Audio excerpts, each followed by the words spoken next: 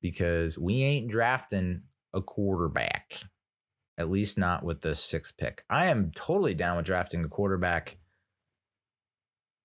in the... I got to look at my... I don't know if I saved that shit. Oh, damn. I did about 1 million mock drafts on Monday night when I was watching the national championship game. 1 million. A cool 1 million. To the point where, like...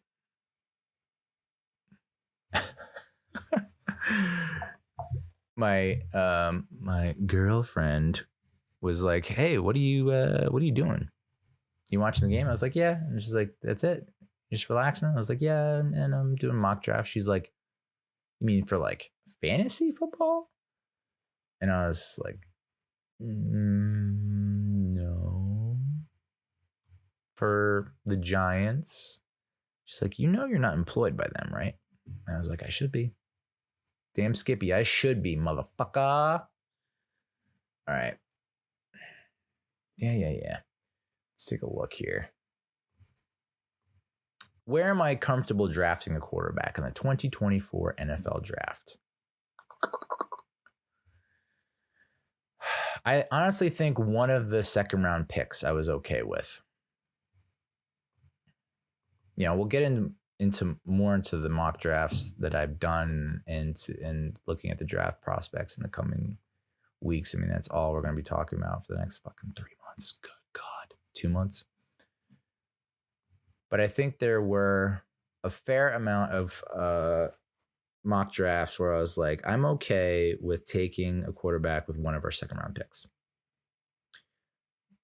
And I think like 9 times out of 10, it was either Michael Penix Jr. or like Shadur Sanders, which I don't know if he's even coming out in the draft. And there was probably one other quarterback that was still available at that time. I don't think it was Jayden Daniels or Jayden Daniels. So maybe a 2nd round pick.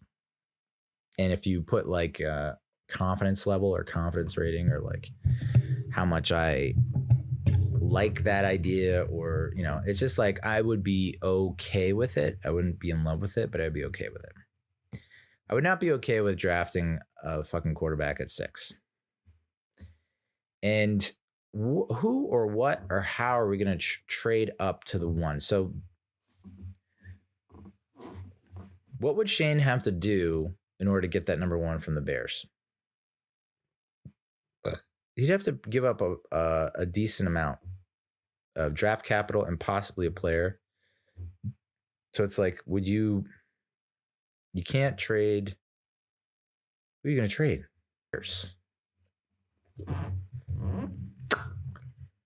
Yeah. I don't know. I don't know that we have a guy. Sorry. You're not trading Dexter Lawrence. You're not trading Bobby Okereke. You're not trading Deontay Banks. I mean, a lot of the Kayvon Thibodeau, you're not trading.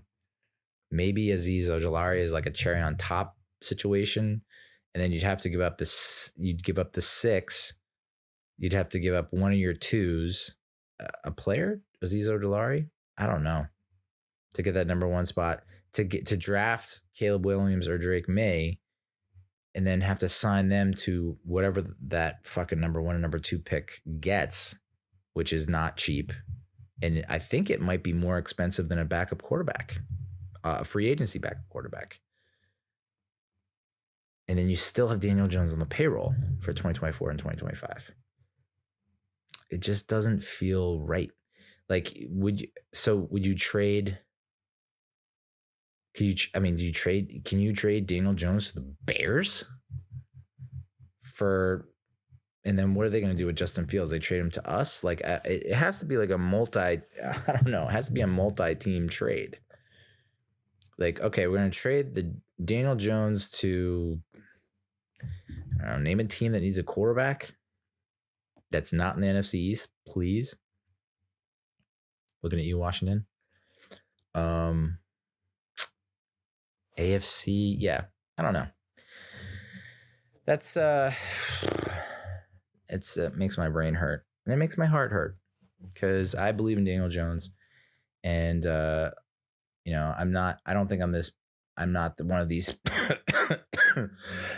zealots that is gonna, like, I'm not a zealot when it comes to Daniel Jones. I'm not gonna, like, give my life for him.